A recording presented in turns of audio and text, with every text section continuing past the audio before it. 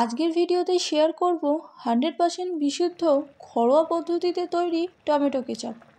এর মধ্যে নেই কোনো কৃত্রিম রং বা কোনো প্রিজারভেটিভ, শুধুমাত্র খাঁটি উপাদান দিয়ে তৈরি এই টমেটো কেচাপ। কেমনভাবে বানালাম সেটা জানতে হলে দেখতে হবে সম্পূর্ণ ভিডিওটি। নমস্কার বন্ধুরা, আমি পায়েল, আপনারা দেখছেন পায়েলের পাকশালা ইউটিউব চ্যানেল। এখানে 1 কিলোর মতন টমেটো নিয়েছি। এই রকম প্রথমে এগুলোকে ভালো মতন ধুয়ে নিই, তারপর এগুলোকে কেটে নেব। টমেটোগুলো ধোয়া হয়ে গেল, এবার এগুলোকে কেটে নিই।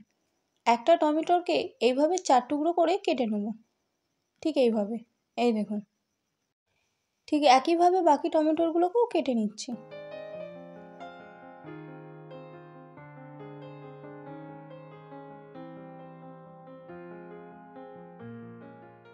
সম্পূর্ণ টমেটোগুলো কেটে নিয়েছি।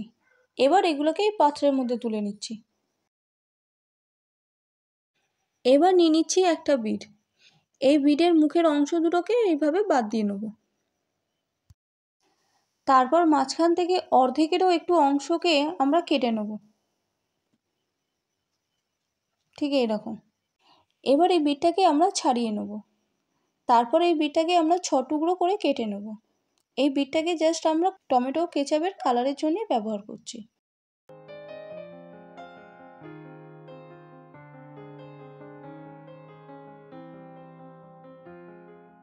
এই বিটটাও আমাদের কাটা হয়ে গেছে। এটাকেও আমরা এই টমেটোর মধ্যে দিয়ে নিচ্ছি। এবার এই কড়াইয়ের মধ্যে দিয়ে দিচ্ছি কেটে রাখা টমেটোগুলো। তারপর দিয়ে দিচ্ছি কেটে রাখা বিটগুলো। তারপর দিয়ে দেবো 100 গ্রামের মতন চিনি, 1 চামচের থেকে একটু কম নুন, আর দিয়ে দেবো 2 চামচের মতন ভিনিগার, আর 1 ইঞ্চির মতন আদা এইভাবে টুকরো করে নিয়েছি। আর দিয়ে দিচ্ছি 1 চামচের মতন গোলমরিচ গুঁড়ো। এবার সব উপকরণগুলোকে খুব ভালো মতন আমরা মিশিয়ে নেব। মিশিয়ে নেওয়ার পর গ্যাস আমরা জ্বালিয়ে দেবো। তারপর এটাকে মিডিয়াম টু লোতে চাপা দিয়ে 10 থেকে 12 মিনিট ছেড়ে দেবো সেদ্ধ হওয়ার জন্য। ঢাকনার এই মুখটাকে একটা লবঙ্গ দিয়ে বন্ধ করে নিচ্ছি। প্রায় 10 মিনিট পর এবার দেখে নিই টমেটোগুলোর কী অবস্থা। এই দেখুন, টমেটো খুব সুন্দর মজে গেছে।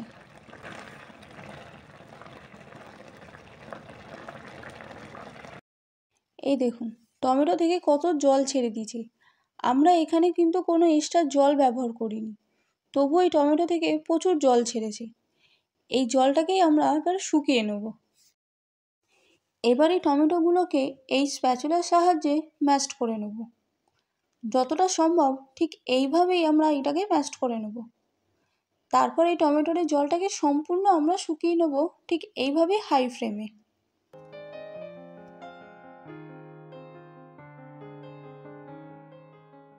টমেটোর জলটা সম্পূর্ণ শুকিয়ে গেছে।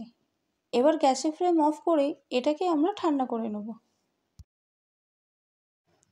টমেটোগুলো ঠান্ডা হয়ে গেছে। এবার ওইগুলোকে এই মিক্সিং বলে দিয়ে নেব। তারপর এটাকে আমরা মিহি করে পিষে নেব। এবার এটাকে আমরা পিষে নিই। টমেটোটা আমার পেষা হয়ে গেছে। এই দেখুন কতটা ঘন ও কতটা মিহি হয়েছে। এবার এটাকে আমরা একটা ছাঁকনির সাহায্যে ছেঁকে নেব। আসুন, এবার এর মধ্যে কিছুটা মিশ্রণ দিয়ে এইভাবে ছাঁকনির সাহায্যে ও চামচের সাহায্যে এটাকে আমরা ছেঁকে নেব। যদি এই টমেটোর মধ্যে কোনো প্রকারের দানা থাকে তাহলে সেটা বেরিয়ে আসবে।